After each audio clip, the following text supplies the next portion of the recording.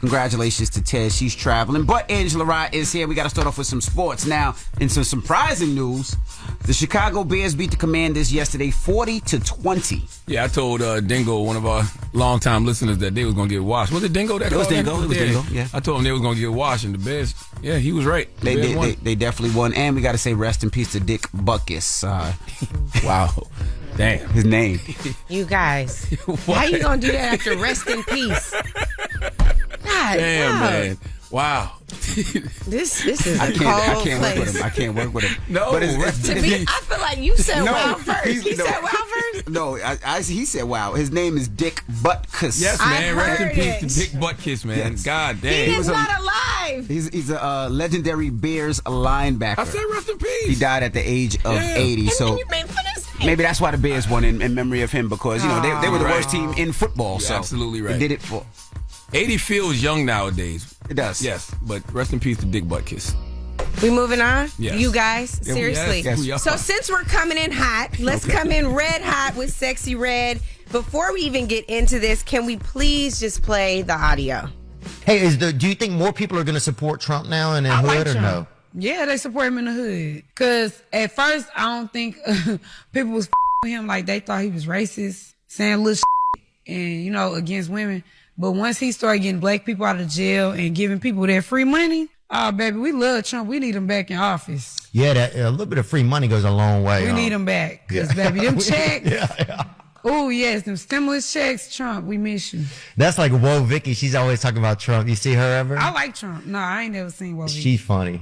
I love Trump, though. He funny to me. Like, I used to watch his not interviews, like him talking to people. He used to be calling people fat. Yeah. He just wow. He funny. Like, we need people like him. Okay, Angela Rye, what are the facts of this situation? Lord have mercy. Because he is funny. So, okay, here's what I want to start with. Mm-hmm. I want to shout out our dear brother, Wes Bellamy, who said we have to start acknowledging our political privilege. So let me acknowledge mine. That is the world that I grew up in. That's what I know. So I want to start there with compassion. She doesn't know any better. But I've heard this come up lots of times with callers here. So I was like, let's finally address this. Freeing the homies and free money. So did he really free the homies? Because what I know about is everyone that either has a platform, is platform adjacent, had a sentence commuted or was pardoned under Trump. The truth of the matter is Donald Trump's record on pardons is the worst since 1945 of any president. So he didn't really free the homies. Second, I think people talk about the First Step Act, though. What about that? I think that's fair, but I still think we have to acknowledge that the pardons, which she referenced Kodak Black, she referenced Lil Wayne. We got to talk about the pardon record. It's abysmal. Secondly, PPP.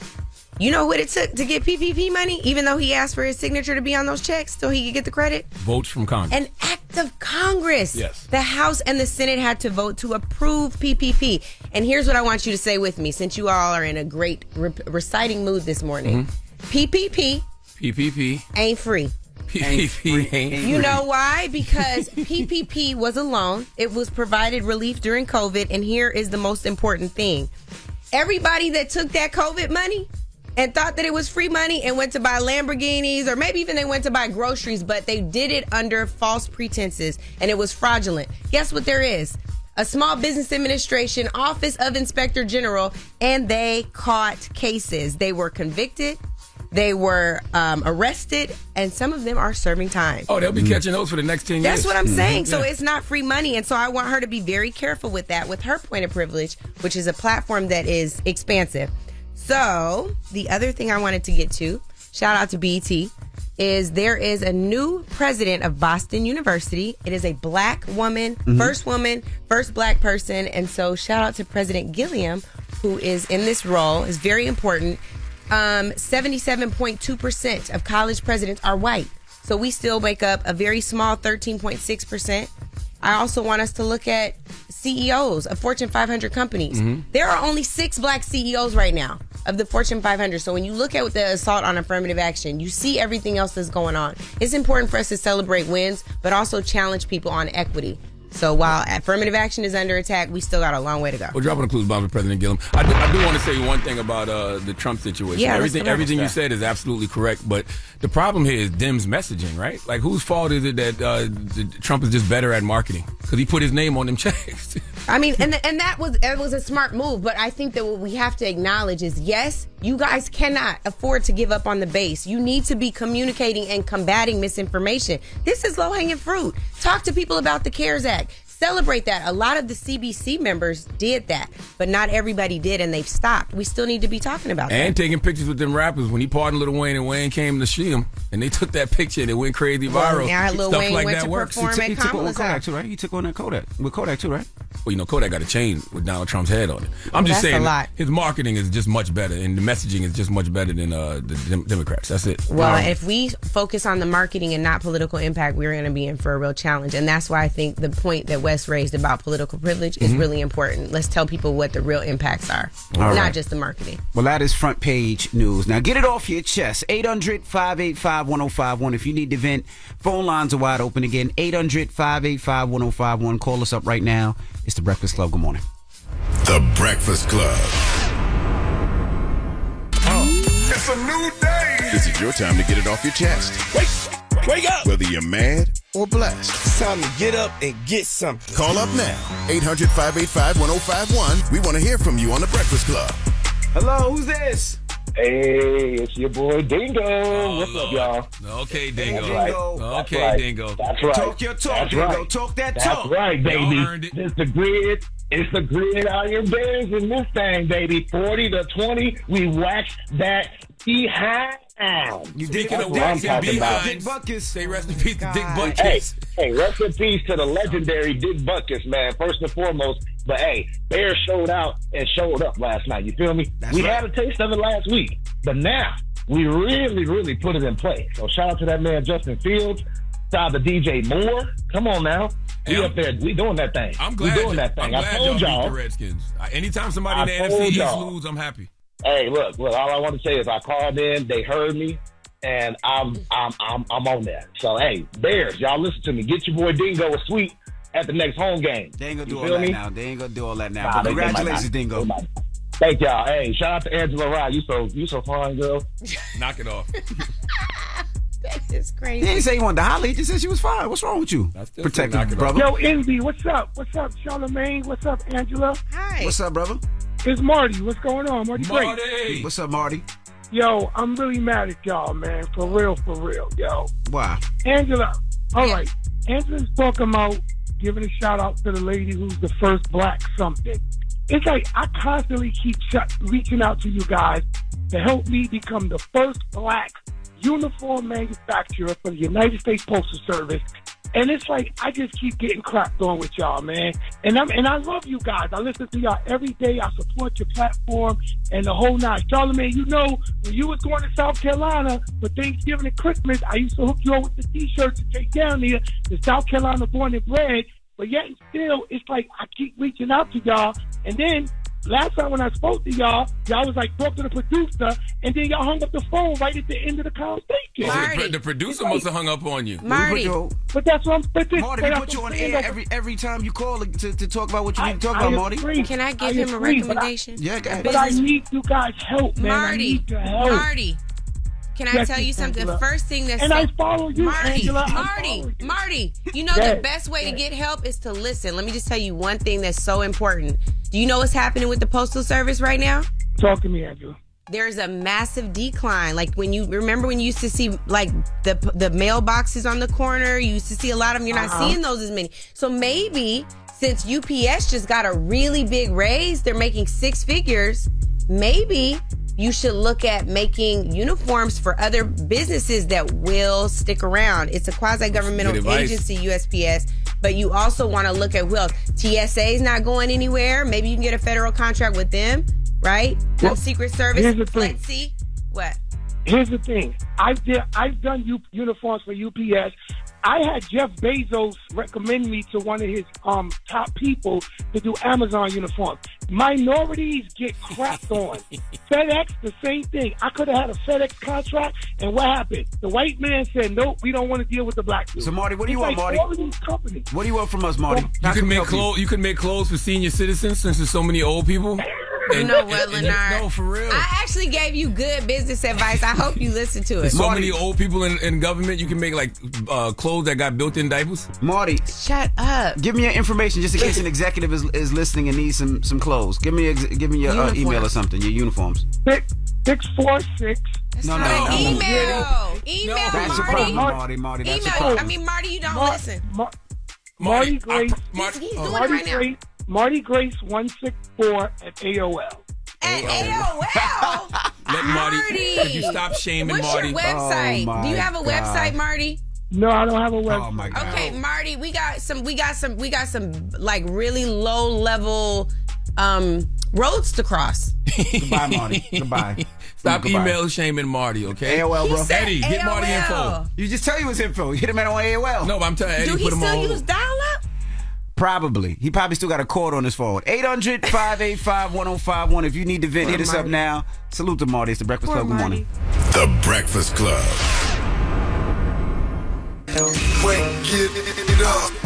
This is your time to get it off your chest. Keep calling. 800-585-1051. We want to hear from you on The Breakfast Club. Hello, who's this? This is Liam's dad. How y'all doing? Good morning. Who, daddy? Liam's dad. Yeah. Who's Hey, Liam? listen, on the PPP loan, my son. Oh. I just like to use that, man. Hey, but listen, on the PPP loan, man, I know a lot of people a lot of partners of mine, they got the loan and they flipped that money. They did good by that money. Yeah. You can't reference everything with the negative people that did, all the negative stuff and went to prison and all like that. Because if you had to pay that loan back 25, what they gave you, 25 years to pay it back, $2 a week or something like that. So it's a lot of people that did good with that money, Miss Rod or You're right, Angela Liam's Rod. dad. You're right. No, you can say Angela, but Liam's dad, let me just tell you one thing. You're talking about two different programs. There's PPP and then there's the EIDL loan, right? And so there are people who did right. I'm not talking about them. I'm talking about the notion that it was free money. It's a loan. So it's not free money. But it's a loan, but you didn't have to pay that back right away. You had to pay that within 25 years. Sir, and it was like $2 a week or something like that. That's fine. And then It's not another $2 a thing, ain't your partner Masson, he a sucker too. He a sucker. You put your feet on the ground, but that dude is sucker. He take advantage of opportunities and don't do nothing. Stop. That is not true. Talk about my son. I know, but My son's feet are always on the ground. My son is currently Hey, in Kentucky right he now. used the opportunity, man. He used situations and used the opportunity. He done got rich. He put his name behind that Black Lives Matter and ain't do nothing. My And then son try to is separate not himself a from part it. of Black Lives Matter. My son is a part of Untold Freedom, and I hate when people call up here and disrespect but folks like my BLM son. in and of itself, they have to stop doing that too. But also, if you have to pay it back, if it's a penny a week, it's still a loan. It's not free money. Yeah. But it's two different things, right? That's so there true, was too. a loan. There was an SBA loan that a lot of people got for small EIDL. business loan that people were able to take a loan and they have to pay that back. It was low interest rates. And if you got the PPP and you actually put the PPP towards your actual business and you had employees Towards to play or payroll. kept your job upkeep, you don't have to pay it back. Right, that was That PPP. is loan forgiveness. Yeah, that but was loan that's still forgiveness. not free Totally two money. different things, right? But they're both not free money. Correct. They're both loans. It's two I different mean, loan none of it's programs. free because it's taxpayer dollars. Right. Right? That's true too. Yeah. You better raise that. That's a good word. I just brother. don't like when people do that. My son is literally in Kentucky right now. Yeah, absolutely. Boots on the ground, That's crazy. trying to I keep didn't Daniel even Cameron hear from him being say. I was governor. like, who did he say? Yeah, my son. I thought he said my son because Liam, when he started Yeah, I didn't know he was Liam's somebody, dad. I was so confused. My son That's what he said. My son, I was confused too. Talking about his son. I was like, I must not have heard what He he said, my son's a sucker. I said, why are you calling your son a sucker? I was confused. Because he was calling him at the beginning, Liam's dad. Hello? Hello? Oh, I'm sorry. What's your name, Mama? My name is CCB. Okay, CCB. Yeah, I like to get off my chest. Two things. The Waffle House, Verizon, and my dad all let me down in life because they forgot my bacon. That's but that's neither here I nor love the there. Breakfast Club. I mean, Waffle House, Anywho. my dad, and Verizon. Yeah, That's three things, It too. is It's what not it just is. two. It is what it is. I would be mad if they It's forgot just my them let bacon us too. down. And what's the third? What's the second thing? Yandy, last week or whatever week, that whole thing with she who may not be named, when she said that monkey comment, I didn't like that because Yandy said she offended everybody of African descent. And if we know anything, Dominicans are African descent. So I just wanted to say, Yandy, you a weenie for that. I didn't like that, and it's been sitting on my conscience. And I'll talk to y'all later. All right, I'm sorry about your bacon. She hung right up. That was a good little history lesson. What?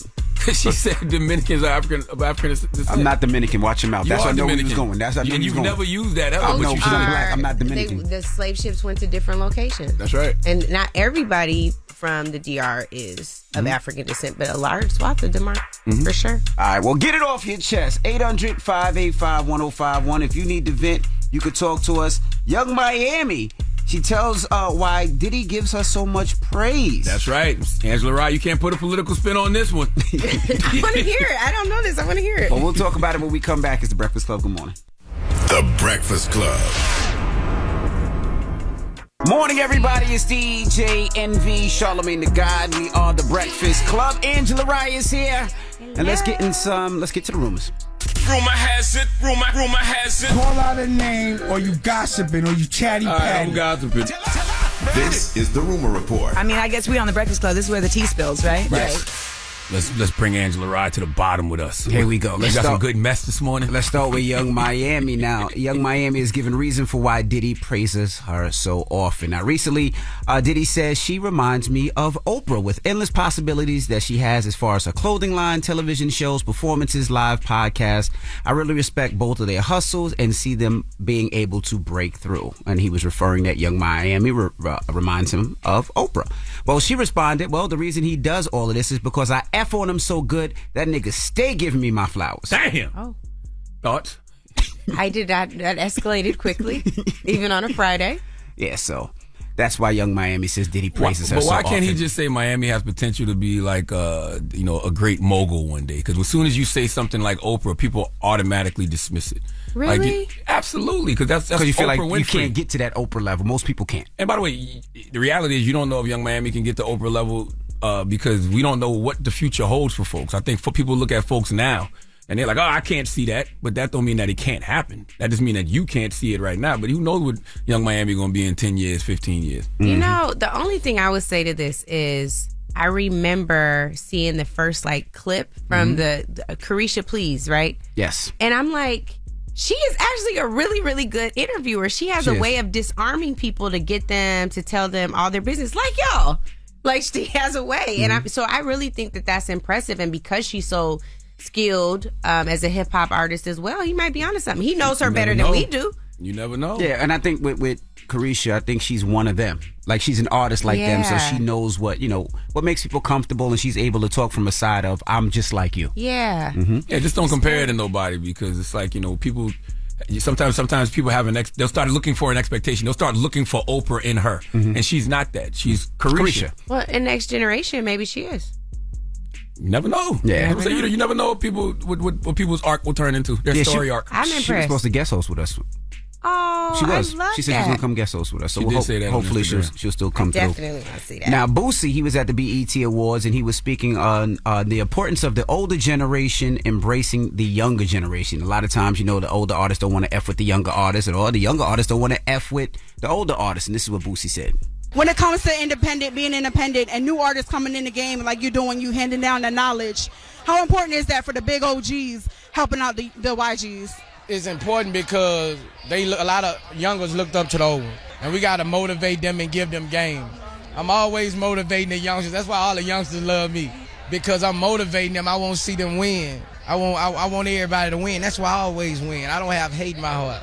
When you have hate in your heart, you're going to end up falling. So I always want to see everybody win, and that's what I tell the youngsters. I always give them game. Any one of them will tell you. I don't be quiet around them. I give them game. I totally agree. Drop on the clues bombs for Boosie. That's all I'm here for, to be of service to the next generation. I love being the adult I needed as a child. If I can make someone's path easier, I'm going to do it. And some of the main artists that I see do it a lot is, of course, Jay-Z does it with a lot of the younger artists. 50 Cent does it with a lot of the younger artists.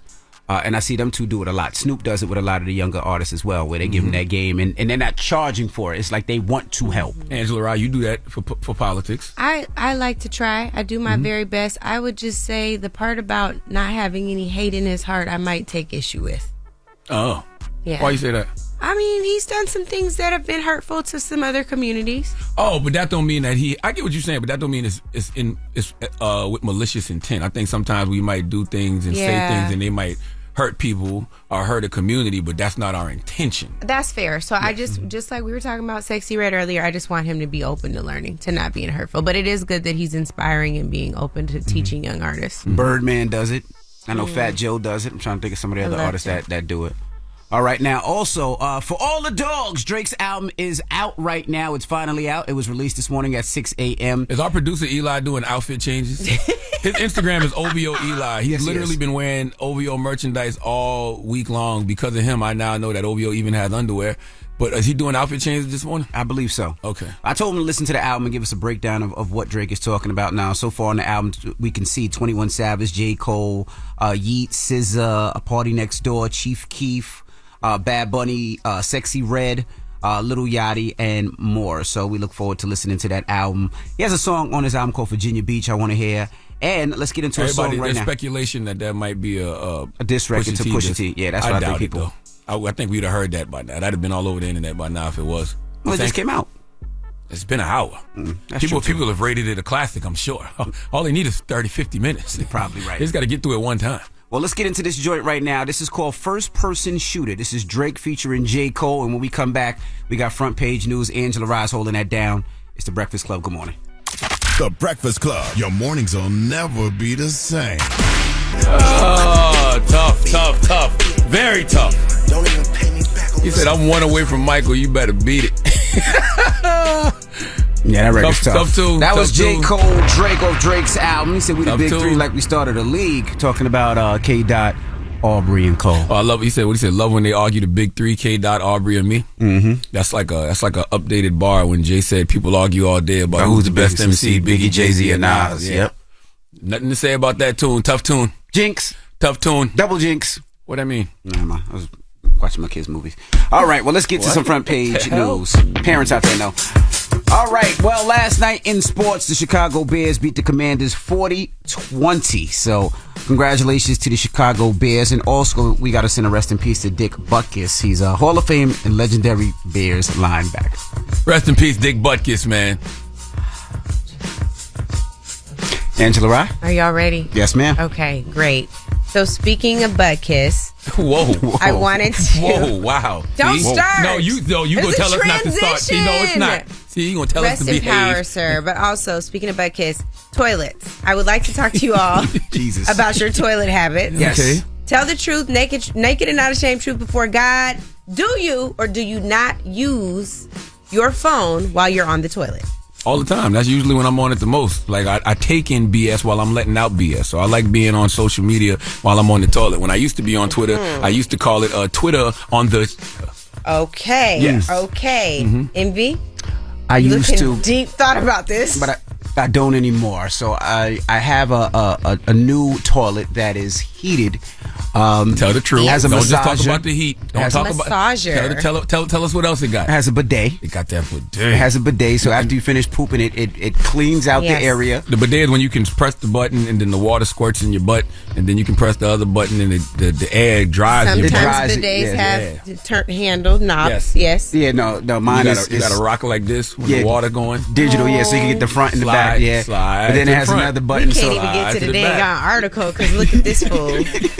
Sliding around on the invisible bidet right now. And then if you're a woman, it has the front part where it can shoot the front or the back. I be wanting to press the front just to see what it feels like. I ain't did it yet though. I don't have one at the house, but when I stay in hotels and they got it, I be like, shit, I just want to press the front, see what it feels like. They got a massager, so it massages. Then the water could spiral. You can spiral the water, and then.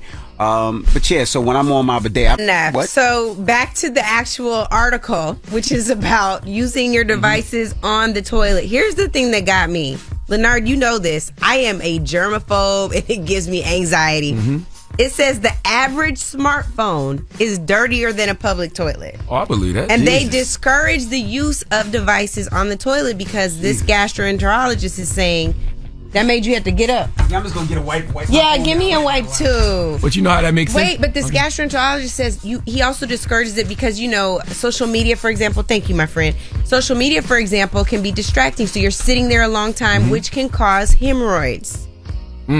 So for 2 reasons, it's dirty AF, and also you don't want to have hemorrhoids. And when you take your phone in the bathroom, the E. coli and fecal matter that's floating around in the bathroom. Oh, I did and good. Let's see. Think about how you wipe. You should have to wipe your phone. You're the main one. You said you be boo-booing. Let's give That's him a my wipe. point. Can we do a wipe test? Yes, you wipe. Let's see how clean your wipe pass me a comes wipe. out. Okay. Like you on the toilet, you wiping your butt, you peeing, and then you still touching your phone before you even wash your hands. Okay. Now let's do the wipe test. Don't try to hide your wipe, Envy. Don't get a new wipe. No, I'm drying it now. I actually wash my hands before I pee. Okay. Wipe test. Let's What do a does wipe that mean, test. though? What's the wipe test We're gonna gonna do? see. We're gonna This see who liquid ain't has gonna a mess up dirty our wipe. phones? Put that wipe on that phone. It is on the phone. Let me. Ain't my wipe clean? A little sketch. I kind of have a little makeup right here. That's not poo. Lenore, you did not wipe your phone. I did wipe my phone. He's not even holding You his talking up. about that's makeup? That's doo doo. You got doo doo. You got doo doo all over your phone. Talking about that's makeup. That ain't no damn makeup. Why would makeup be on your phone? What do you say? Because my holding the phone to my face, you nut. I don't believe that. Anyway, it's nasty. It's nasty. So in other news, and speaking of BS, there's no BS on the latest. Do we have enough time to do this? Yeah, sure. Mm-hmm. Okay, student loan repayment. Joe Biden and the Biden administration is providing another $9 billion in student loan debt relief. As you all know, the Supreme Court said that he overreached in his executive authority in the summer, and so this is the latest in trying to conform what already exists in the Department of Education regulations to ensure that people who qualify and need this relief can actually get it. This, of course, comes just a few days after student loan repayments have restarted after a 3-year plus pause. When they say providing, what does that mean? Because a lot of times they be announcing that they about to forgive student loans, but don't nobody actually get their loans forgiven. They end up getting blocked and all kind of stuff. So are they actually forgiving loans? There are 3 categories that they're working on. Some of it has to do with folks who already work in public service. So teachers, firefighters, and the like, they're going to get some more loan forgiveness and some relief. An additional 53,000 borrowers, that's the public service loan forgiveness program. Another 51,000 borrowers who have been in repayment for at least 20 years are getting some additional relief. So there are 3 categories, all through the Department of Education rules. Folks have been experiencing bureaucracy, red tape for far too long. So this is a little bit of relief while we have a Supreme Court that continues to stand in the way of progress. So they getting checks? People getting checks? Yes. They're getting relief. They're going to get their student loans forgiven. But you know who is getting checks? Who's that? And should offer relief? Clarence Thomas. But we'll talk about that at some other point. All right. Yeah. Well, that is front page news. Now, when we come back, Kirk Franklin will be joining us. We're going to kick it with Kirk Franklin. Man, let me tell you something about Kirk Franklin. Let me see your wipe. I done threw it away now. Oh, is it? Sorry. Here you go. Kirk Franklin, that's important. Kirk Franklin. If you have not seen that Father's Day documentary that's currently on YouTube, do yourself a favor and watch it, because you are watching somebody heal their inner child in real time. That's right. We're going to kick it with him when we come back. And shout out to N-O-R-E. Nori just hit me and said, you got the Toto? Yes, Nori, I got the Toto. You know, when you walk in, it opens up automatically for you, and it's amazing. They need to pay you for that. No. Okay. They could have sent me a free toilet, but that's all as expensive as ish. But you know, I love it. It's my favorite place in the crib. Your wife is definitely dirtier than mine. That's not true. Don't pass me your makeup covered, your doo-doo covered wipe. You switch wipes. That's exactly what you just did. Switch wipes. All right. Well, it's the Breakfast Club. Good morning, Kirk Franklin. When we come back. The Breakfast Club. Morning, everybody. It's DJ NV, Charlamagne the Guy. We are the Breakfast Club. We got a special guest in the building. Yes, indeed. The brother Kirk Franklin. Welcome, brother. Welcome back. Good morning. How you feeling, my brother? Man, a lot of feelings. Yes, sir. Yes, sir. A lot of feelings. And, you know, I thank y'all for letting me come. I mean, this is my first week of having conversations, you know, about all of this. And so, you know, just trying to learn how to be able to articulate it in ways that I've never had to have this level of communication about. You know, I'm very open and transparent guy, you know, but some of this recent stuff has kind of, you know, hit me for a loop because it's so fresh, it's so new, it's only like, you know, 12 weeks old. Yeah. And so I'm trying to learn how to do it in these ways. So yeah, but I'm willing to try.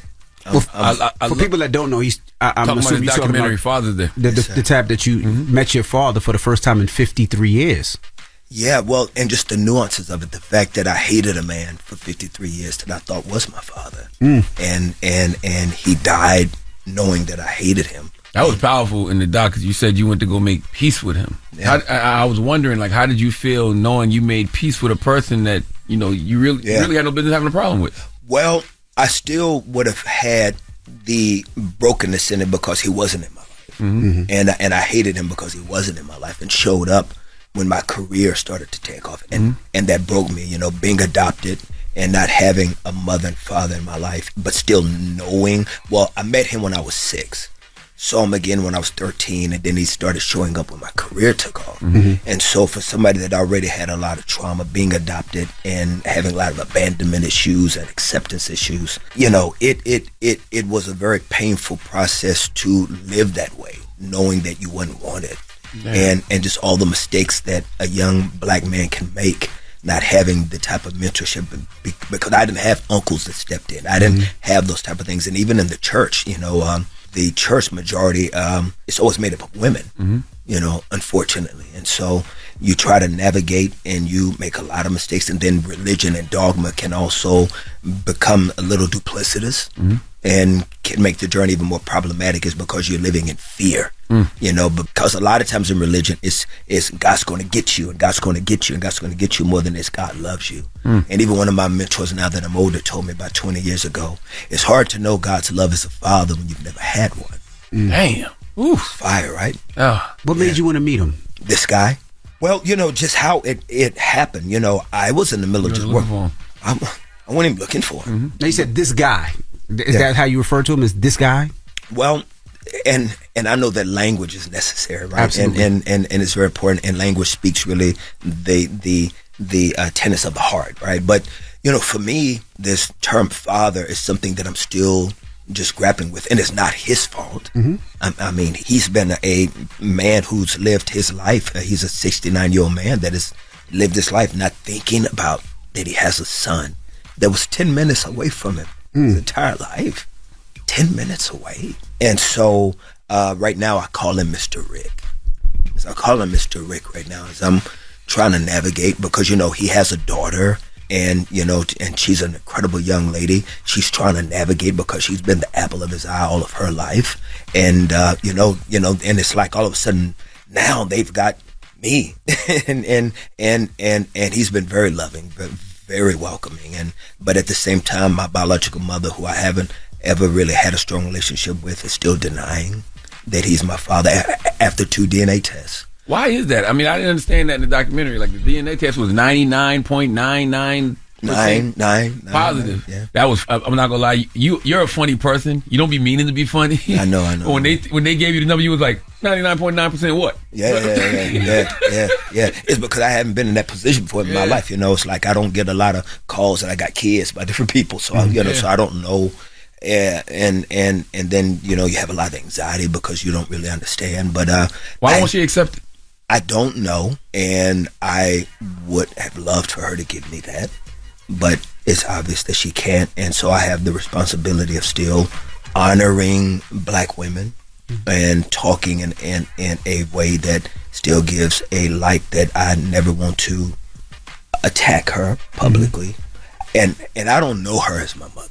The woman that adopted me was the woman that I knew as my mother. I would see my biological mother maybe once or twice a year in my life, which makes even the trauma even more painful, because in marginalized communities, when it comes to legal adoption, sometimes it doesn't always work the same. A lot of times people outside of our race and hue, they are adopted in systems where they don't really know their biological parents, and so they may know that they were given up, but at least they find people that want them and love them, so at least it's a wound that heals. But when you have people that come in and out of your life every now and then, and because sometimes in our communities, you can be related to somebody that lives right down the street and you don't even know it. And I think that that's what has made the story even a little bit more painful and even more broad, is that the amount of people that have come out that look like us, that have this story, that in itself is daunting, to know that the Black American experience has caused this fractured understanding of what family is, because we were so displaced and separated, and so many nuances to why we don't know who we are. Now let me ask you, you did say that, what's his name, Mr. Rich? I don't want to call him you. Mr. Rick. Mr. Rick. So you said Mr. Rick has a daughter, and that's the apple of his eye. Yeah. How did that make you feel when you look at Mr. Rick and you see how much he loves his daughter and raised his daughter and put the time and energy into his daughter. And then you might look and reflect back on yourself and say, damn, why wasn't I the same way? Why wasn't I the apple of his eye? How did you overcome that? Because I've never been the apple of anyone's eye. It was just my normal. Even the woman that adopted me because of her age, is one thing that I do share with my brother Charlamagne is that I am a huge advocate of therapy and counseling. I've been in counseling since I was 18 years old. Even the therapist I have right now, I'm his longest patient that he's ever seen. And we kind of make jokes about it because he says that every new experience in my life, it triggers a new trauma. And so I believe in Jesus, I believe in prayer, and I believe in therapy. And so I've needed all of that just to try to get by. So her being the apple of his eye didn't affect me in any way because that's all I've ever known, not being that. That's been my normal. All right, we got more with Kirk Franklin when we come back. It's The Breakfast Club. Good morning. Morning, everybody. It's DJ NV, Charlamagne the Guy. We are The Breakfast Club. We're still kicking it with Kirk Franklin. Charlamagne? You said something to the doc that hit me so hard, man. You said you don't even know who you truly are. I'm paraphrasing. You don't even know who you truly are because you only know the broken version of yourself. Yes, sir. God. Yes, sir. And I don't want to, even posture myself as a victim. I really tried to want to maneuver. And what was very interesting, because I was working on this album, and this album was just going to be an album I was working on, bros. And for the first time, I had a little budget where I could hire a videographer. This is my guy over here to your right and left, and Chris. And Chris was just with me, just capturing the process of working on my album. And in the middle of this album, a young lady that sings with me, at her father's church, there was a funeral. And at that funeral, it was a funeral for a woman that is my biological aunt. I didn't go because I knew my mother would be there. I hadn't seen my mother in over 23 years because there was something that she did to me and my biological, and my half-sister that I thought was very painful. My half-sister just got out of prison, and nobody was there to help her but me. I was 31 years old, 32 years old, and I didn't have, the knowledge to know how to handle somebody getting out of prison and what to do because she still was dealing with drugs and different things. And so something painful happened over 23 years ago that made me go, I'm not going to deal with you again. And so I didn't go to the funeral, but at the funeral, there was a man there. There was friends of the family of the church that the funeral was at. Name was Rick. He saw Deborah at the funeral and said, oh, I didn't know that Deborah and this young lady that passed were related. I used to mess around with Deborah, and that was the beginning. And so my man was with me. I'm in the studio working on music, and so I was able to hide behind the camera. Gave me courage when Mr. Rick heard the rumors. It gave me the courage to, after I got the test results, to go see him, go see her, go see other people, so I wouldn't have to do it by myself.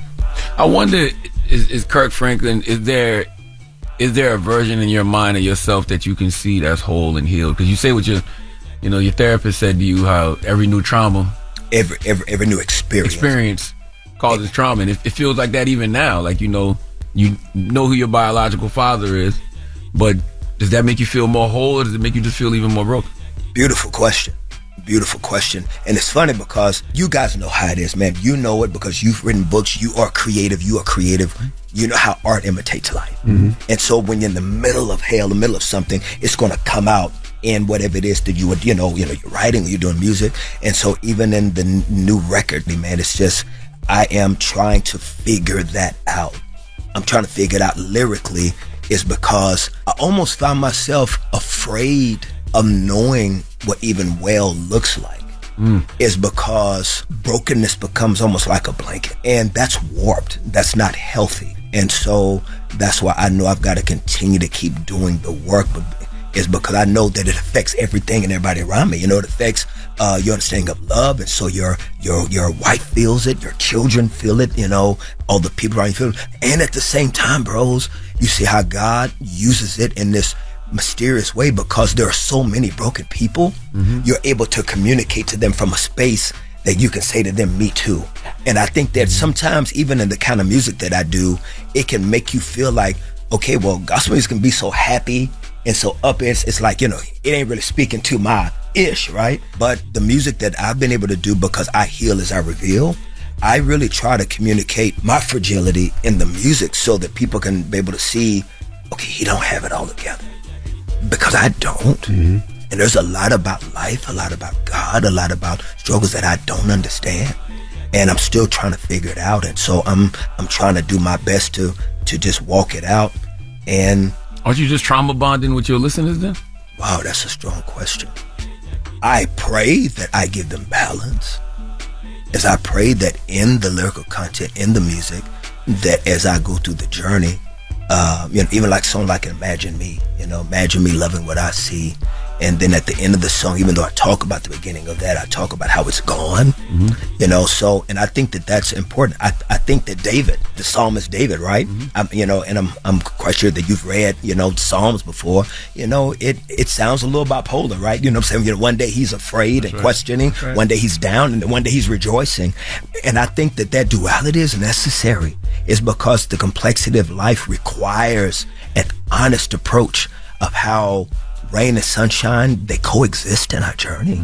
But I think it also allows people to know that they're not alone with their journey. That's what I've always tried to do, but what Charlamagne just said is something that I definitely want to ponder on, is because I think it's such a strong statement. And I think that it's very important that as you try to give medicine and try to wrap it in candy, that you are at least trying to give the solution. And so I appreciate you saying that to me, so that I can, fight to still try to be accountable, because I'm still learning. I think that's the biggest thing. Like, we're all just still learning, right? Like, we're not experts. We're just sharing our experiences. Yeah. And I think that's what you're doing. You're just sharing your experience. Yeah. One thing I love in the doc too, man, I love seeing folks doing inner child work. And that's what you're doing. You're doing your inner child work. You're trying to heal your inner child. How important is that to you? Man, gotta keep it together, bro. You good, brother? We here for you. Together. Once again, it's my first week, doing it. It's amazing because I hadn't been around my mother in decades, and the fact that she won't give me what I'm asking, it's like, just let me know that you didn't know, and you can even say you don't know, but to be so adamant about he isn't your father is powerful, because her not giving me that takes away my ability to be able to even try to embrace it, because she still has power over the little boy. And I hadn't seen her in decades. Like, isn't that amazing? Isn't that amazing that you can see the cause of the beginning of your reckless life and hadn't seen them in almost 3 decades, and they still have power over the soul of the little baby in you.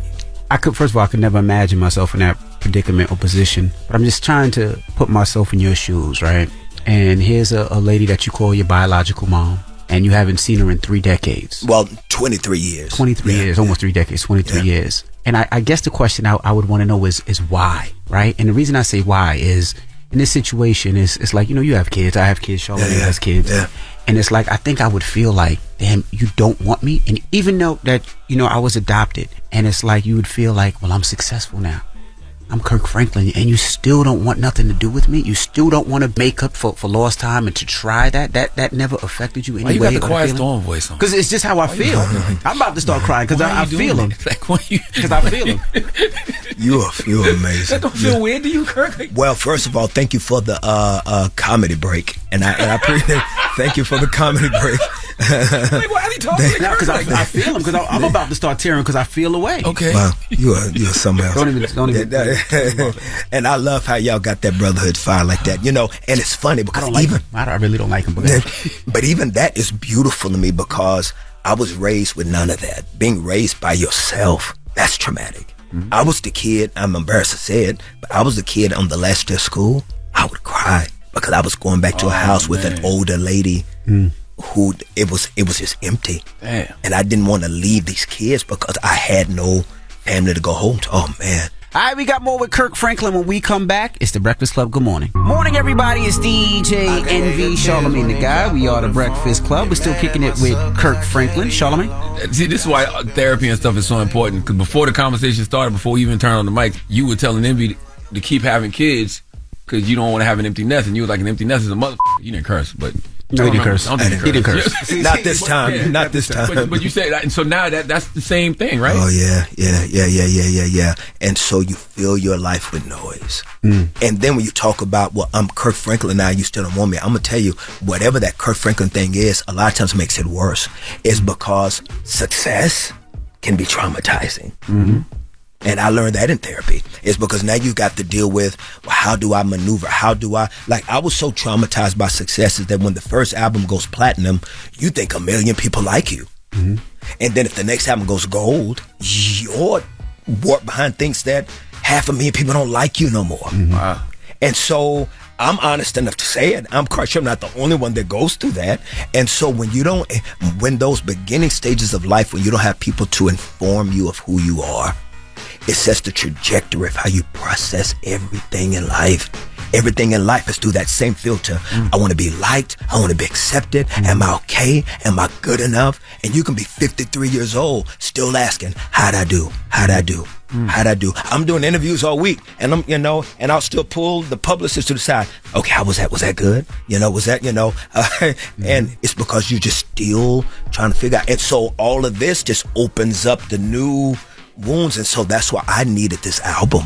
I needed this music. I needed to, man, can you imagine if all this was going on and I was just at the crib having nothing to do? Bro, I needed to be working on music. Does that make sense? Absolutely, honey. Bro, I couldn't be still. I had to be doing something because I was going to go crazy. But isn't that a response to trauma, though? It can be. It can be. And I don't know if all of it is terrible. It's because there are other resolves that you could take that could even be more detrimental. Drugs, drinking, suicide. I think that the most important thing that I do want anyone listening to understand is because, again, it's not just Kirk's story. This is a lot of people's story, and a lot of people live in these spaces, which is mind-blowing. All of the responses I've gotten from this is that I just want people to know that you can't wait to get fixed. That's right. Before you get up and win. So what you got to do is you got to win wounded. Oof, you got to win wounded. That's all of us, right? You got to win wounded. You can't wait for the I'm sorry. You can't wait till the person wants to fix it. You can't wait for the apology. And what they did was wrong.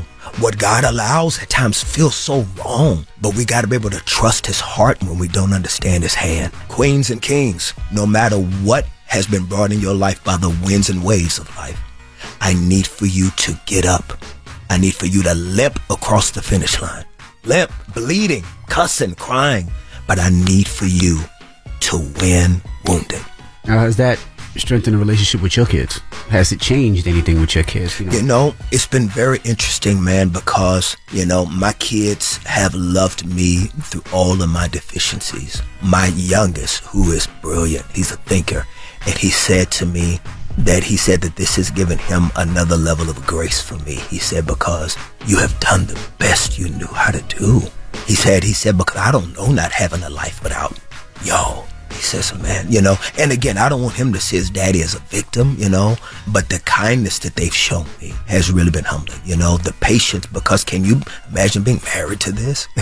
Somebody that doesn't fully understand what love is. I've always, because once again, just because you're introduced to love don't mean you know how to receive it if it hasn't been engrafted in you. And so my family, they've been very kind because I know that I've been a lot. Your son is at the end of the dock, right? Yeah, my firstborn. That's my firstborn. I was just talking about my youngest. Got you. Yeah. Well, when you let Mr. Rick know he was the father. Yeah. Why was that important to do? Well, first of all, it was a great opportunity to have a reconnection with him. I thought that it would be a moment of healing that could open up an opportunity for us to heal. And so I was very grateful that it was something that he was moved by, and to have this reconnection point with him. He had a visceral reaction, though, just like Mr. Rick had a visceral reaction, like immediately, like just tears. My son is a beautiful soul, man. He that's my firstborn. That's my firstborn. It's my first namesake. Carry On has been the homie since he was 6. He had the passport. My son and my kids have traveled the world with me, and to be able to see him again and to hold him close to me and to just touch his face like I hadn't been that close to him in over a decade, and to just embrace him, because I've missed my son. And I love my son because my son grew me up. the church killed me when I got his mom pregnant back in '88, in the '80s, and I was a church musician. Man, the ridicule.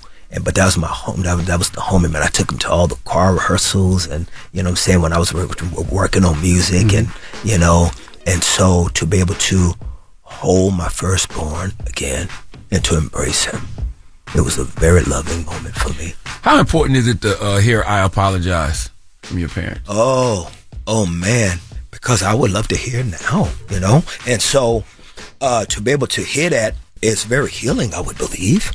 Is because it would heal me, you know, and so it was very important that he heard that from me. It was very important for him to be able to know, man, I'm sorry. I'm sorry for stuff I may not even know I'm sorry about. I just need for you to know it. I need for you to be able to hear I'm sorry, because I know the healing that exists in those words. And I just want him to know, for the things I knew, for the things I didn't know, for the things I'm trying to figure out, for the things, for whatever you need to put this in the bucket that starts you on your journey. As another black man, I need for you to hear your daddy say, I'm sorry. And you can apply wherever you need it. I don't care. This ain't about winning. All I want to win is you. That's right. All I want to win is you. There was another part of the doc, man, where you couldn't call your aunt. You called her by her first name, and she wouldn't reply to you until you said aunt. Why was that so hard? Well, these are people that I wasn't raised around my entire life. You know, I didn't have that family dynamic, so I don't have the habit of calling people uncle and aunt. You know, that was not part of my construct, and so it's not natural for me to do it. So I didn't mean the offense. It's just these are not people that have been in my ecosystem my entire life, and so that's why, you know. And I do want to make it inextricably clear that I'm not here to bash my mother. I'm not here to bash my uncle, because these are black women, and it is very important for me to make sure that I still, as a black man, carry the role of covering the most powerful, the most precious treasure that we have to this earth, and that's the black woman. So I'm not here to do that, and I refuse to do it. Being that you've gone through all of this, when are you gonna let Plies get his DNA? Yo, shut up, man. Let's get into a You know, right now. that is the real reason why I'm here. You know, Plies, I love you. Come home. Oh my goodness. Let's get into a single off the album. The album Father's Day is out. What do you want to hear off the album? Can we get into a joint off the album? New album comes out, man. I'm so excited about the new tour. I'm on tour right now, man. That's right. I'm on tour right now with Ty Tribbett, the Clark Sisters, King. And they killing it. They killing it every night, bro. The Clark Sisters. Tamala Man, Take Me to the King, David Mann, singers, the whole band, and the new album called Father's Day. And I needed this album, and I hope that it can help heal people like it helped heal me. I'm happy for or you, that brother. it's trying to heal me. I'm still not there, but I'm excited. What do you want? You know what? Needs? You want to do needs? Let's do needs. Let's do needs. Ladies Let's and do gentlemen, needs. we appreciate you for joining us. We love you. We Grateful. appreciate you. Brother. Grateful. And ladies and gentlemen, it's Kirk Franklin. It's the Breakfast Club. Good morning. You done made everybody cry this morning. They don't want to hear Jesus this morning. They want to hear Drake. That's not true. I always want to hear Jesus. That's right. They want to hear for the dog, not for the God. Drop on a clues bomb for Kirk Franklin. That's right. Shout out to Kirk Franklin. Yes. Morning, everybody. We are the Breakfast Club. Angela Rye is our guest host today, and let's get to the rumors. Rumor has it, rumor has it. Call out a name, or you gossiping, or you chatty patty. I'm gossiping. This is the Rumor Report. I mean, I guess we on the Breakfast Club. This is where the tea spills, right? Right. Now, if you've been listening, we've been telling you that. When you know you're... What was What that? that was not me.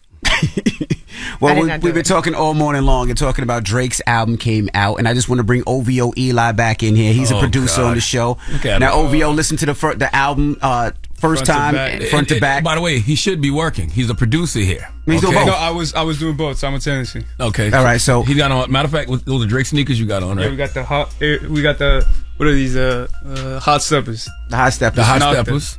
And you got a 40 Dog t-shirt on. Yeah, from Drake Related. Shout out Drake Related. And OVO underwear. No, not yet. He didn't get I got those some yet. Hanes on. Okay. We didn't care about that. But all right. So first, listen. What's your thoughts so far on the Drake album? Because since you're a huge Drake fan. Yeah, no, I was saying to everyone earlier after I listened to it front to back, I definitely feel like Drake delivered. He checked all the boxes for everybody who's always complaining. You've only listened to it once. Let this man talk. I gotta run it back for you sure. youngins with your immediate reviews. Downtime. I gotta run it back during downtime. But front to back, he delivered. He got R&B. He got some stuff for the club. He got a song with Bad Bunny. Another song with SZA and Sexy Red. That's like a club banger for sure. Chief Keef on there. Yeah, it's definitely a vibe. 23 songs.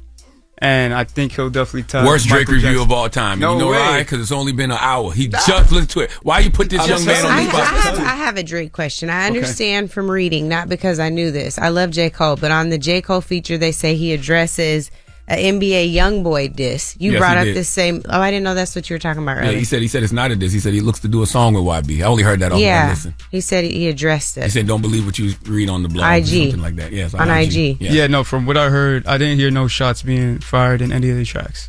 Yeah. All right. Well, thank you, OVO Eli. Oh, can I say something too? For everybody who says I'm obsessed with Drake. You are on Drizzy's Glizzy. You all over Drizzy's Glizzy, bro. I did not know this. You It's had very every serious. Drake paraphernalia on. I gotta support. It's okay, your Instagram name is OVO Eli. By the way, what I'm doing. I'm explaining this one line. You ready? Okay, go ahead. It's not the man, it's the music. OVO's not just a month, it's a movement. Bye. Drake, if you're listening, please can you send this young man up some stuff? Bye. Not the bras though out that room. Not the bras. He might take a bra, Drake, but No, and not the bras. sign something for So him, bra please. gone? Love y'all. His name is OVO Eli. Not the fan wave goodbye. By the way, I'm gonna tell you why I respect it though. I think there's nothing wrong with being a fan of an artist. Yeah. There's nothing wrong with celebrating an artist. There's nothing wrong with it. This is a throwback because everybody act like they too cool nowadays to celebrate an artist. Correct. This man's name is OVO Eli. Correct. He has no problem being on Drizzy's Glizzy. Wow. Poor Eli. He bowed when I said Drizzy's Glizzy. yes, he bowed down. He was saying thank you for this opportunity. Thank you, No, he OVO wasn't. Eli. He was showing me what he would do. All right. Oh, come on, Lennar. This is too far. It's always too far. Oh, my God. He said OVO in the ass. No, he said for Ev. Oh, for Ev. All right. You play too much. I couldn't hear. You're I'm a getting troll. old. No, you're not old. Not that old. Anybody in Drake's camp, can you please send him a care package? G-Spin. Who else is over there? 40. I'm getting him a Future shirt the made. DJ. Anybody over there? I said Oliver, needs a Chubb, selfie. Oh, my Mark, God. Nico, Selfie. everybody though. He don't even know none of these people. We need to start shouting them out. That's okay. Chubbs, I know if you in listen. spirit. I know you guys in spirit. I feel the energy from. Yo, From Miles get Away. off Drizzy's Glizzy, yo. Now, he wasn't the one that ran up on the stage, right? Remember there was a fan that ran up on the stage? might have been Eli. Oh, Eli, not you running up on the stage. Mr. Morgan, one of y'all send him a clear I package. do He's a like huge that, Drake though. fan. I do like to see Huge people Drake fan. really happy to see music come out. I'm not going to lie. I do like don't that. troll him No, like that. then. people No, really I have don't. to. That's just who I am. People really love him, and you know, and you make fun of it all the time, and I Make know fun you're of what? joking. Like OVO Eli and people that love Drake, but this is how People who love Drizzy's Glizzy. But this is how I was when Hove came out. When I'm a huge Hove fan, so I remember when Hove albums come out, I would have these debates with my friends and who's on the album. I would read the credits and I would be excited. And like last night, my daughter's home and her boyfriend's there, and they were excited about Drake. They were talking about, yo, did you see the Drake freestyle? And my daughter was like, yeah, I seen it. She was like, yeah, he had the son in the video, and the son was explaining the artwork, and it didn't make sense. But Drake was like, yes, son, it makes sense. And they were into it, like they were captivated. And I'm like, that's how. No matter what you, I listen to Hove, and that's how I used to ride out to Hove. No matter what you feel about Drake, Which I think is not even just Drake, the three-headed monster, right? The Drake, the Cole, and Kendrick. Yeah, they make people care about the music as they should. Like everybody else is talking about blogs and tweets and gossip and rumors.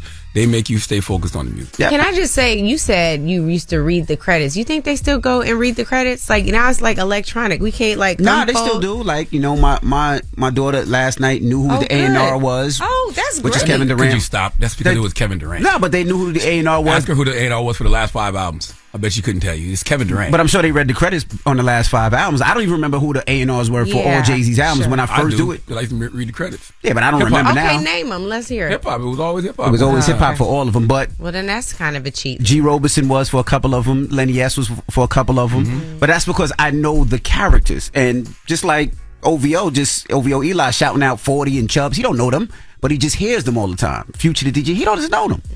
He just, he probably had a Chubb the way he was in here All talking. right, Oh, my God. the way Eli was talking. All right. Jesus Christ. All right, we ain't got no time for nothing else, huh? You're All just right. a mess. What you doing in your donkey, man? For after the hour, man, let's talk about why stalking is wrong. All right. There's an old man named Michael Arnold. He's 65 years old. He needs to come in front of the congregation. We'd like to have a word with him, but I promise you ain't never heard nobody stalk like he stalks. Oh, no. All right, well, let's get into this joint. You want to take a bet?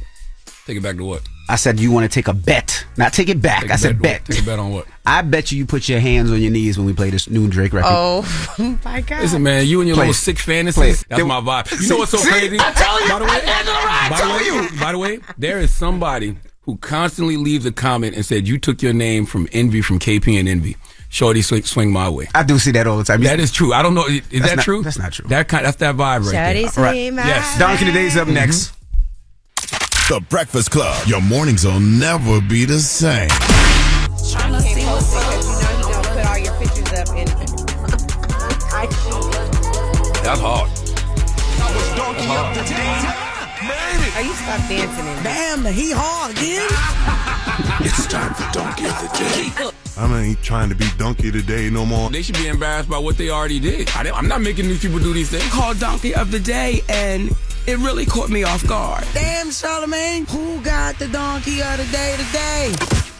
Well, just hilarious. Donkey of the Day for Friday, October 6th goes to a 65-year-old woman named 65-year-old man, named Michael Arnold. Now, Michael is a pilot, but I think his pilot license should be revoked if he indeed is guilty of the things he's being accused of. First of all, he's being accused of being a world-class stalker.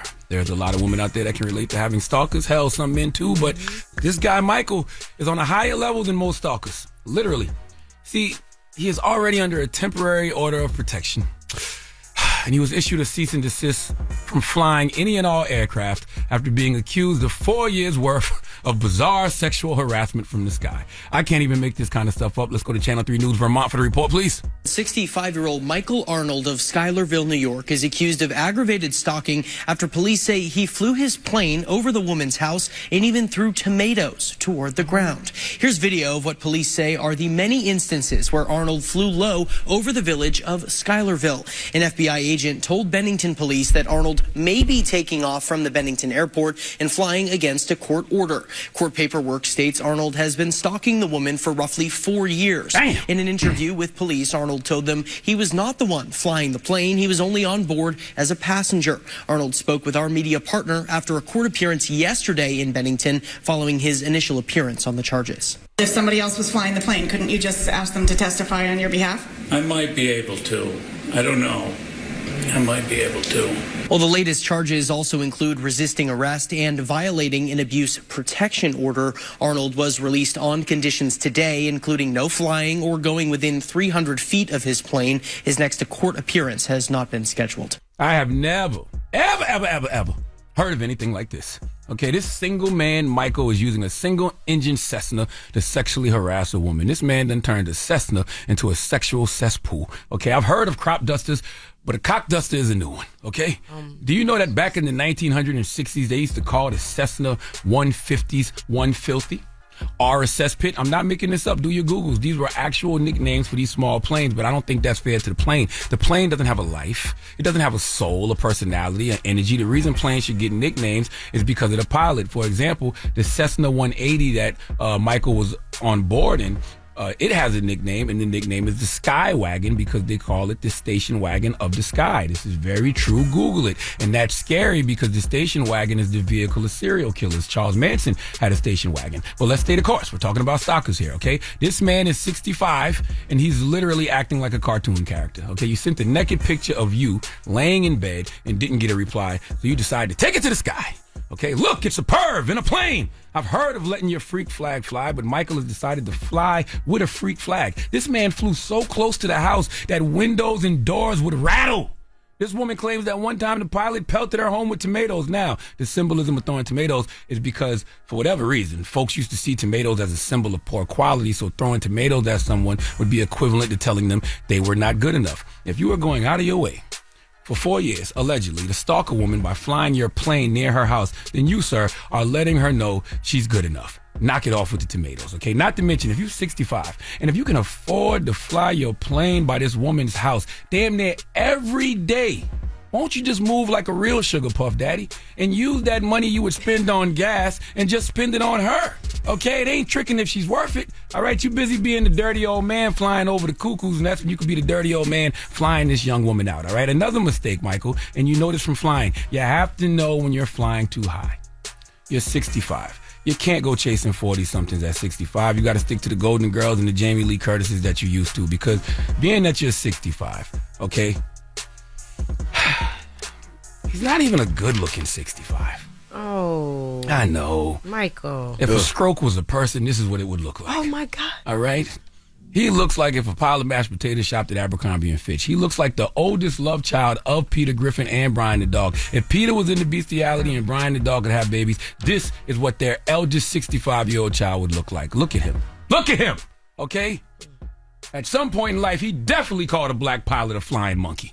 Okay? All I'm trying to say is, whether you do it via plane, train, or automobile, stalking is wrong. Please give Michael Arnold the biggest hee-haw. Actually, let Kathy Griffin give Michael Arnold the biggest hee-haw. Please give this giant jar of mail the biggest hee-haw. This is definitely a human jar, Hellmans. Want to keep going? Nah, I don't think we need to keep going.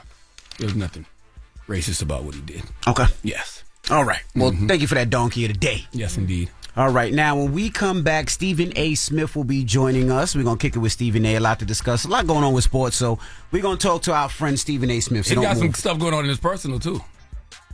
Just personal things we can talk about. Okay. Yeah. All right. When we do that, when we come back. So don't move. And peace, BET. BET. We'll see y'all on Monday. It's The Breakfast Club. Good morning. The Breakfast Club. Morning, everybody. It's DJ NV, Charlamagne the Guy. We are The Breakfast Club. We got a special guest in the building from Queens, Stephen A. Smith, ladies and gentlemen. What's up? What's going on? How you feeling? I'm good, man. How y'all doing, man? Blitz Black and highly favored. The Cowboys are 3-1, man. You know, See our life couldn't be better. No, enjoy it. He already purchased his tickets for Super Bowl. You know that? I know. That's the same. That's the only thing. I got love for Charlamagne, but oh my God, I mean, I don't understand it, man. Dallas Cowboys, they're like a virus, man. I mean, you just can't get rid of them. I mean, everywhere you go, you see Dallas Cowboy fans. I do not understand it, but, you know, they got a damn good team this year.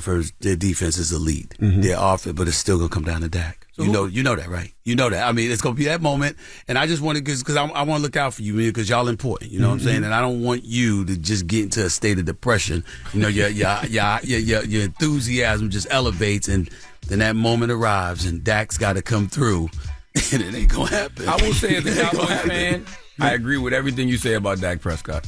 I think your assessment of Dak Prescott on First Take is absolutely spot on. I've never said he's a scrub. I never said he can't play. What I said is that it's about moments. And every time there's a big moment, he has not shown up. It's just that simple. And so he's got to do it. You know, think about this, man. I mean, you got a cat like Brock Purdy, Mr. Irrelevant, last pick in the draft and all this other stuff. He's considered a better quarterback than Dak Prescott. Jalen Hurts, he was just in the Super Bowl. He's considered a better quarterback than Dak Prescott. Jared Goff, he's been balling for the Detroit Lions. He's considered a better quarterback than Dak Prescott. And so when I was at the Errol Spence Terrence Crawford fight, you know, by the way, an annihilation I did not expect.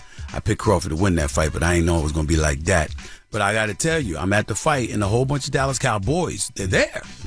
And supremely confident in their defense. And then when you asked them about the quarterback, we believe in him, Steve. We and I'm like, y'all know the difference. Y'all know the difference. You know when you know that little extra hesitation, the stuttering. They're like, we know what we gonna do. We hope he's gonna do it. Well, I can't wait till we beat the 49ers this weekend. No, that's not gonna happen. That's not gonna happen. I'm predicting you're gonna lose. I'm predicting Dak's gonna throw 2 interceptions. Damn. I got a bet with Shannon. He's gonna throw 2 interceptions. Damn. So who's your Super Bowl pick, and why is it the Cowboys? I think, well, first, it ain't gonna be Definitely the Cowboys. not the Cowboys. It ain't gonna be the Cowboys. It ain't gonna be the Cowboys. You keep trying. I had the Eagles at the beginning of the season. Okay. I still believe in them, but I just think that San Francisco, the more I look at San Francisco, remember, they was in the NFC Championship game. They didn't have a quarterback.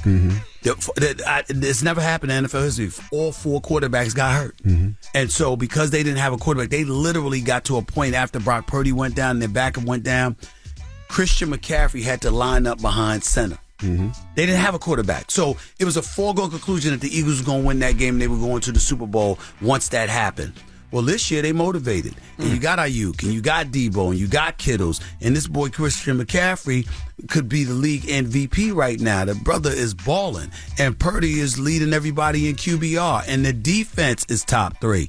And so when you look at it right now, I would have to say, in all honesty, San Francisco's the favorite.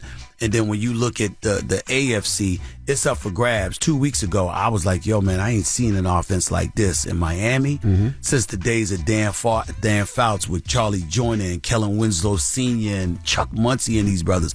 I'm like, this is something special. And then they go to Buffalo and get bum rushed, beat the hell down. And I'm like, well, damn, there goes that. And then you got Kansas City. Patrick Mahomes still that dude.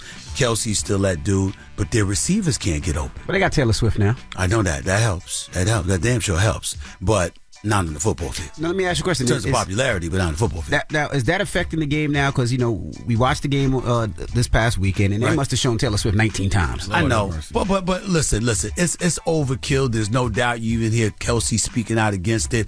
But let's be real about something. First of all, it's his fault.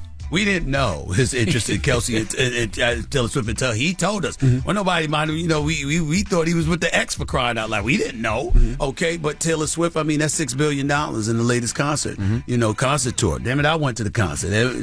You went to Taylor Swift concert? Man, my daughters made me take him, man. You know what I'm saying? You said it was the greatest show you ever saw in your life. No, I said it was the greatest show I had ever been to. Okay. Now, I'm a Beyonce fan all day, every day. I don't think any of them compare to her. But I've never been to her concert. I went to Taylor Swift concert. Yo, man, at SoFi Stadium in LA, she brought the house down. Really? And I mean, these little girls, man, I haven't seen anything like this since Michael Jackson. I mean, there was in between songs. What I mean by that is in between songs, they gave her a 9-minute standing ovation, nonstop. They were screaming. They wouldn't let her sing the next song. These little teenage girls, and I mean, every one of them knew every line of every song. They were singing it with her. They were crying and screaming. I saw people in the audience fainting. I saw it all. I couldn't believe it. I don't want to talk to no Stephen A. Smith about no damn Taylor Swift. I just asked about that. I got to ask about Damian Lillard. What was your thought with him going to the Bucks? I love it. That's my brother. I got a lot of love for him. He's a superstar in this league. I think if it were not for Steph Curry, we'd be talking about him as the best in the game at that position. Having said all of that, I think that it elevated Milwaukee, no doubt about it, because Giannis ain't had no weapon like that. I think what you got to look at with Damian Lillard is him being on that squad. Giannis was their option. Now you done brought in a closer. You done brought in a brother that has sent people home and waved goodbye to them while doing it. The Paul Georges, the James Hardens, the Dwight Howards, the Russell Westbrooks of the world. Ask them. Damian Lillard has sent them home and waved goodbye to them while doing it. This is what he does. Who do you think will play more games next year, Ben Simmons or Kawhi Leonard? Kawhi Leonard. Okay. I've lost complete faith in Ben Simmons. Damn. The only thing I'm mad about is I ain't get a chance to tell him to his face. and the reason why is that we were at the spot last year, man. And, I had a lot of respect for him. I'm not going to disrespect him as a man or a human being, but it's like, my God, bro. Somehow, some way, no matter what troubles you going through, the check is in the account. Yeah. And you cashing it. Somehow you on the bench looking like a male model. You know what I'm saying? While the rest of your team out there playing. You just looking at it and it's like, it don't make no damn sense to me. And so I look at it from that perspective. And then now you talk about you ready. He's one of those guys that I would tell you this. His talent is big time. If I could get away with it as a team, I wouldn't give him a damn dime until he plays. You got to show up to work, man. And to me, he hasn't done that. And that's my disappointment with him. What was your thoughts on Colin Kaepernick writing the Jets and saying that he wanted to be work on the practice team to get the squad where they needed to be? It meant nothing to me. I knew it was going to be much ado about nothing. In 2019, I had sources inside the league office. They're going to give him a workout. At least 24 teams going to show up. It ended up being 26. The quote I received, and I said it on the air at the time, this brother would have to throw it into the stands to not have a job in 2 weeks. All he got to do is show up. The league had to give him the tryout, so the NFL stepped in. And they said for the first time in history, we going to conduct this workout. Well, it ain't going to be hard for you if you go out there and do it. Go out there and do it and bring the tsunami down upon the NFL and make sure now that you gave him this tryout that ultimately you gave him a job. You passed. and you did some work out at a high school football field an hour and 20 minutes away. Nah, I said it from that day. I said it's over. They just found the perfect excuse. They ain't never going to look at him again. Just this past year, 14 black quarterbacks started in the NFL right. opening week. And 7 of the top 11 paid players in the NFL at the quarterback position are black. I only bring up that number because that's what the owner's going to say. They're going to be like, look, man, we good. We getting our money. We got black folks in here excelling and getting paid. He had an opportunity to do that. He passed. And it's that simple. I said it that day. It's over. All right, we got more with Stephen A. Smith when we come back. It's the Breakfast Club. Good morning. Good morning, everybody. It's DJ NV, Charlamagne the Guy. We are the Breakfast Club. We're still kicking it with Stephen A. Smith. Charlamagne? People don't often look at what we do in the terms of athletes, what I do. So when I see you get a player of Shannon Sharp's caliber on your team, how do you adjust your game? Well, listen, first of all, it's about respect and humility. And here's what I mean by that. I ain't no 3-time Super Bowl champion. I ain't no I ain't no Hall of Famer. I'm not the greatest tight end in NFL history. One arguably the greatest tight end in NFL history. He had those credentials coming to the table. And so for me, I don't got nothing to do with this though. I understand that. But he has done a good job and he has been in the business for years. Absolutely. And so looking at the job that he did, knowing the roster of cats that I had, Marcus Spears, Ryan Clark, and all these other folks, I certainly wasn't interested in getting rid of them. But I knew that he was a talent that would add. He would be an additive to me. He wouldn't be a liability. But more importantly than that, man, I was where he was. 2009, we talked about this when it was me, my book, or various other interviews both of y'all have done with me.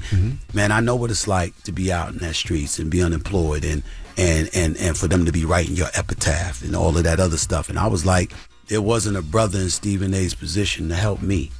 But I'm in that position. And so I called him up and I said, yo, what you want to do? And he's like, yo, man, you have me. I said, yeah, I want you. Hell yeah.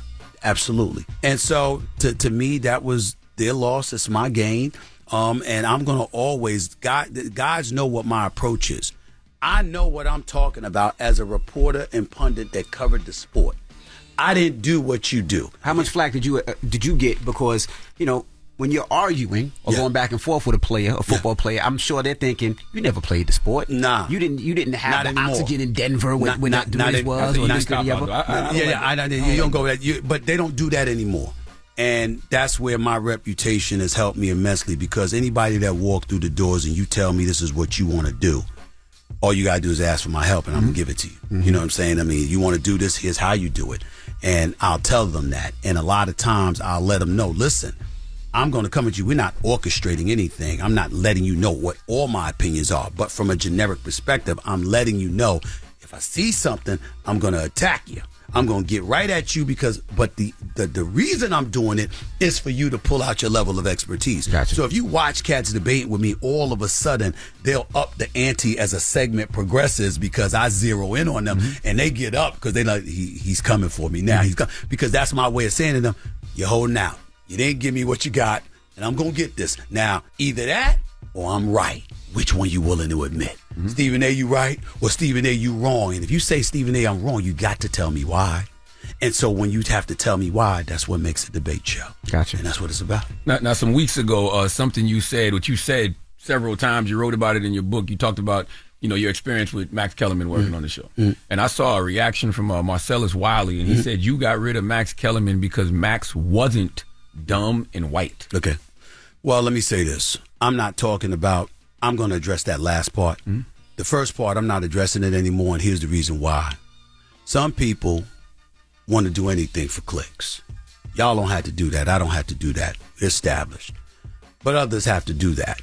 And so when you see that's the tsunami of comments and all of this other stuff, even my bosses called me. It was like, yo, man, it's in your book. Enough's enough. And I'm like, they're right. I had nothing to say about it anymore.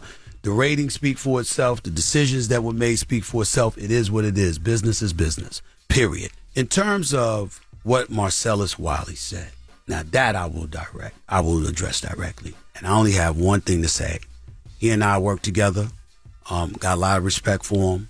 I know the man he was talking about as his best friend. I get all of that. No problem. Here's my only issue. for a black man to sit up there and say another black man is scared of somebody's intellect. Come on, bro. That's just the line you crossing. I have nothing more to say other than that. That's sad that he would go that route. I guess that he's going to get attention because obviously everybody watches The Breakfast Club every chance we get, and he's going to see, talk about it. I'm certainly not going to argue with him. I've always had a lot of respect for him. Me and Marcellus Wiley have never had one issue.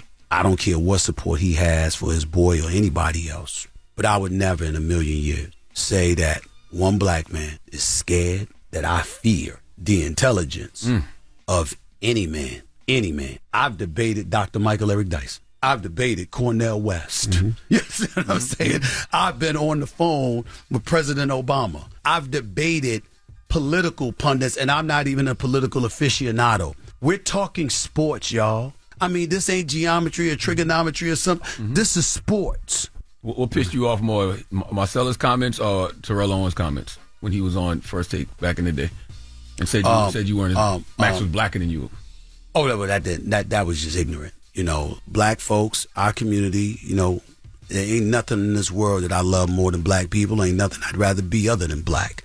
But that don't mean that we don't have our issues as a community. And a lot of times when you think differently, when you think independently, our own gets at you because they want us, you know, 1 minute we want to be independent in a maverick style, and another minute we want to walk around and act like we're supposed to be one monolithic group all aligned in terms of our thinking. I don't subscribe to that. Nobody thinks for me. I think for me. And I make my own decisions. But when Marcellus said what he said, it was a disappointment, you know, because you hurting us when you say that, not me.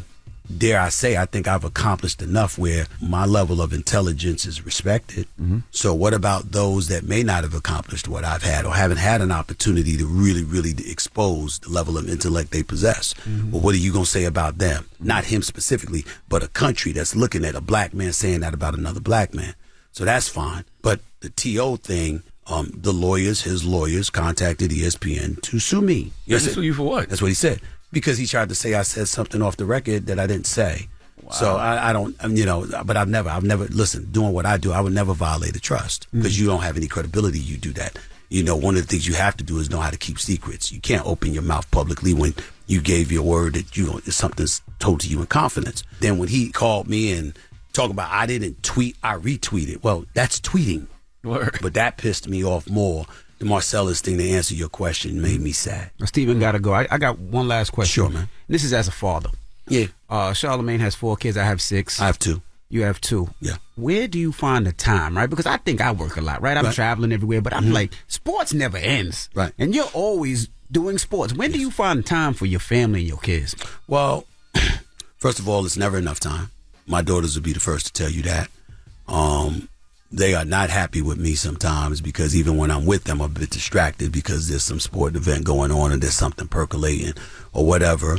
I treat them like the queens that they are. I do the best that I can. You know, the bottom line is I don't have time because I am busy. I make time. I mean, I could be having to work. I get off at 12 noon and I might have to work at 3. Well, I'll go see them until 2. And then I leave and I come back. And then I get off at 7. I go see him at 8. You know, and I mean, I've flown. I've had to take a flight from L.A.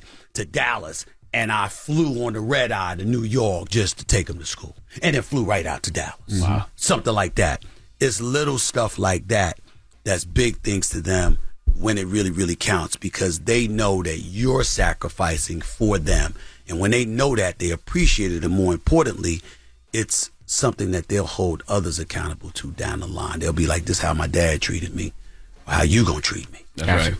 Ladies and gentlemen, that's Stephen A. Smith. And Straight Shooter has been recently reprinted with a new afterword. Yep. And congrats on New York Times bestsellers. That's right, man. Thank you so much, man. Cowboys going to the Super Bowl. I can't tell you. I gotta go. I can't do it. I can't do it. I can't do it. It's the Breakfast Club. Good morning. Y'all ridiculous, man. Ridiculous. The Breakfast Club. Morning, everybody. It's DJ NV, Charlamagne the Guy. We are the Breakfast Club. Angela Rye is here. But it's time for Pass the Aux. Go, go, go. DJ, cause that's my DJ. Say go, DJ, cause that's my DJ. It's time for Pass the Aux with DJ Nyla. Yup. Nyla. Yeah, DJ comes That's right, past the aux, and we have our very own DJ Nyla here. What up, Nyla? Young What's up, guys? How are you? Good. Good. Why nobody respond? How are you? Good. We doing good. Black and highly favored. I was too busy saying hey and grinning. Okay. I was too busy being the judgmental uncle. What are you judging? You look a little hungover. You was out last night. I went out last night. We can tell you was out last night, but it's all good. You That's can what tell you're I was out last night? You look a little hungover. All right. You look like you just woke up. Let's not do this. Let's do the segment. But we glad you were here because we missed you last week. Drugs, drinks, what was it? Come on, what are y'all doing? Why are you bringing up everything? I don't do drugs. You got to stop doing that. Plant-based I drink medicine. a little bit. I drink a little bit, but I'm allergic. But I dabble. You allergic to what? Liquor because of gluten. Oh. Options. I know. They're just never around. That is wild. You got to go to the bar. Can I have a gluten-free drink? Yeah, that's wild. It's giving. Did they have it? I didn't even ask. I just got the sweet. You got to drink. start asking. Oh, so you probably have an allergic reaction right now. Possibly. Oh, okay. Yeah. Damn. It's not the hangover. It's the allergic How did you reaction. realize you was allergic to gluten? It's a long story, but can we get into I'm sorry. I'm sorry. Well, I'm not going to do my girl like that. She's still cute. Yes, thank you. You're welcome. So I want to talk about First Person Shooter featuring J. Cole. Of course you do. Off of Drinks for All the Dogs. Because you're a huge J. Cole fan. And that's the reason why she went to St. John's. Why do y'all always got to do this? Brett, please play the record. I'm gonna tell you why that line is so hard is because I love when they all acknowledge that they are the big three of this era. You know, and who he says they love. What he said, they love when they argue the big three: K. Dot, Aubrey, or me. That's when Jay-Z. Remember when Jay-Z said, "Who's the best MC?" Biggie, Jay-Z, and Nas. Yeah. But J. Cole also said he's the greatest Yeah, Muhammad Ali. in that bar. Yeah. So See, he's bigging everybody up, but he's staking his claim like, but I'm the guy. As he should. But see, I love the fact that, people were saying at one time that they love J. Cole, but they didn't love his beats. Right? That's what they said at one time. But I love the fact that J. Cole is rapping on everybody's album right now. He's giving everybody a feature and giving people his work. And that's what I like to see He about used to Cole. say that about J. Cole. I remember he used to say that about Nas back in the day. I never heard that about Cole. Yeah, they say about both of them. Said about Cole and Nas, yeah. But I will say what I liked in there is that he addressed like the Young Boy thing with the record that he dropped with Yachty the week before. Like he still want to cut a record with NBA. So I don't know. I think it's dope. It would be even cooler if K. Dot was on the record too, just as like a yeah. They don't want to get washed. They both didn't want. You know what I'm saying? They don't want that. Why are you so disrespectful? Why is that disrespectful? Wash is Listen, drag. if Kendrick would have heard J. Cole say he the greatest, Kendrick would have went crazy. And Drake was barring people up on that record too. Don't act like J. Cole ain't barring people up. Don't act like Kendrick don't be barring people But up. don't be saying washed. Yeah, wash is a drag. Wash It's just is that you wash said is wash. Wash is a drag. Kendrick would have watched both of them if he'd have heard J. Cole say he the greatest. That would have made Kendrick take it to a whole other level. Well, I feel like maybe K. Dot needs to respond now, so I can see who's really 1, 2, and 3 in order. Kendrick, Cole, or Drake? When it comes to what? Man, just answer the damn question. Because it's Angela Ryan. Kendrick, Cole, or Drake? It's I variables. think that's tough too. They're She's both in going my with- top 5. There's variables. I'm gonna pick She the from West LA, Coast. yeah, she I'm gonna from pick Seattle, Kendrick. but I'm gonna pick the West It's Coast. variables. That's okay. If we It's fair talking enough. songs, if we talking songs, Just as a rapper, artist. Kendrick won a lyrically, Pulitzer. I like Kendrick. I got Kendrick. Yeah, Kendrick Lyrically, won a but when it comes Pulitzer. to making He can songs, write. you got to say Drake. Drake is a great is songwriter. song. He is, but I still Wait, got did you Kendrick. say Kendrick or J. Cole Kendrick, or Cole, or Kendrick? Drake? Oh, Drake wasn't even in my top thing. Okay. Respectfully. Period. Okay, well, mine is close. Duh, we know that. That's why I didn't ask you. I like can't Cole. even- But they're both in my top 5. Okay. But Cole be lighting it up recently too, though. But go ahead. Cole's been going crazy. Cole's been going crazy. But okay, so the next record is gonna be Balloons off of No Name's new project featuring Jay Electronica. I like that. That's hard. I ain't get to hear Jay Electronic, but that's hard. Jay's verse is really, really fire, but I like that record because she's just talking about how a lot of artists are just selling trauma to their fans, and people aren't even realizing that they're dumping on you. So But that's what art is, though, right? Art is a reflection of life. So whatever you're going through, you're probably going to express in your art. So I don't know if they're trauma dumping intentionally, but a lot of artists be like, "Oh, my music is therapeutic." So Right. it's a release. Yeah, it's their therapy. I'm not mad at them. I'm just pay attention to what you consume. That's all. And then the last one, I gotta make it R&B because the Past the Aux Live is an R&B night. Headlined by Alex Vaughn, Leia, and Ryan Trey. So I gotta do an R&B one, and I went with Brent Faiyaz featuring Coco Jones with "Moment of Your Life." Oh, that's real R&B. A good duet. Yeah, that's not R&B rap hybrid. That's just straight R&B. That was good, right? Shout out to Brent. He's from the DMV. Shout out to Coco, too. She's really doing her thing. So if you guys like what y'all heard, make sure you guys download the Past the Aux playlist by clicking my link in bio or typing in Past the Aux on iTunes. And make sure you guys RSVP for the next R&B night, Past the Aux. It's Ryan Trey, Alex Vaughn, and Leia. But we also got our open mic people that I just want to shout out because we had a lot of great You submissions. should be prepared. Have it ready. I have it ready. Okay, so we got Nia Monette, Al Hostel, Nina, Ola, Anisha Lassen, and Gifted. So I'm looking forward to seeing you guys hit the stage. I really What's the like date? our record. October 20th. Where at? Cafe Irizulu in Brooklyn. RSVP, the next Pastor Aux That's live right. with Big Nyla. Thank you, Nyla. Of course. Now we're about to jump into the mix. Nyla, what you think I should do? You think I should do old Drake since new Drake came out? Like, start from the beginning? I would love that. Like, best I ever had and go back into the mixtape days? Yes. That's what we're going to start the mix with. Yes, let's do that. All right. It's the Breakfast Club. Let's get into the People's Choice mix. The Breakfast Club. Your mornings will never be the same. Morning, everybody. It's DJ NV, Charlamagne the Guy. We are the Breakfast Club. Angela Rye is here, our special guest host, and we appreciate you, Angela Rye. Thank you. Thank you so much. I actually love when you come up here because we can double team Charlamagne because I really don't like him, and That's not true. I really understand how much I don't like him when you come here. So. No, you love him. He just has to chill out. There's a lot of light skin hate. He must have got beat up by a light skinned person when he was. I got I got beat up by two special needs kids before. and I was special needs kids. So that's not we true. weren't going down Were they that light road. skinned? I'm just saying. No, they weren't actually. Okay. Well, you got a lot of light skin beef. No, I don't. I just listen. Here's the thing. It's not a stereotype if it's true. Every single stereotype of a light-skinned man is absolutely true. That might be a slight overgeneralization. I don't think so, man. I think it might be. I think it might be. I don't think so. Well, and I don't like when light-skinned women lump themselves with light-skinned men because y'all way harder than light-skinned. I just believe in allyship across the board and coalition building, and I think there are too many issues within our community to create further dissension. Well, tell that to the light-skinned guy. No, that's You're the ones causing all the issues. Let me tell you the biggest troll in this room. Everybody point to the biggest troll in this room. Him right there. Bam! Him right there. Well, let me shout out to my light-skinned brothers out there. Let me shout out to Drake. He got an album out today. Let me shout out to Steph Curry. Let me shout out to Chris Brown. I can let me help shout you to, right here. You want me to help you? Yes. Shout out all the black people. That's what you could do. He's not even black. He's Dominican. I am black. I am not God. Dominican. That's the other thing. I'm not Dominican. I'm black, sir. But also, some Dominicans are black, as we talked about at the top of That the is show. true, but Envy not one of them. He's a white Dominican. Okay. Okay. You know he's registered to vote in Florida? Okay. No, I'm not. That actually. As a Republican? No, I'm not. No, I'm not. This is misinformation. Tell them about your mental wealth expo. Yeah, I might you need to go. need to be there, front row tomorrow. I will what be. Are we doing? 11 a.m. to 4 p.m. at the Marriott Marquis in Times Square, my third annual Mental Wealth Expo, a day of mental health and healing education in honor of World Mental Health Day. Amazing people are going to be there. Dr. Alfie Breland Noble, Dr. Rita Walker, Michelle Williams from the Checking In podcast, Dr. Jay Barnett, Carson Daly, of course, my good sister Angela Rye, just to name a few. Resma Minicum will be there, Latham Thomas, and it's a free event. You know, for more information, go to mentalwealthexpo.com. We have a lot of people who registered. My man Elliot Connie's going to be there. He's a psychotherapist.